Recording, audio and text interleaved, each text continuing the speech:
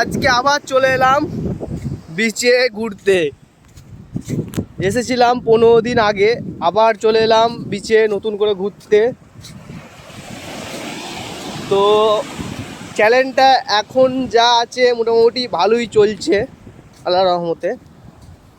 আগে চ্যানেলটায় comedy video post হতো, এরপরে যেসব ভিডিও আসবে ব্লগিং ভিডিও।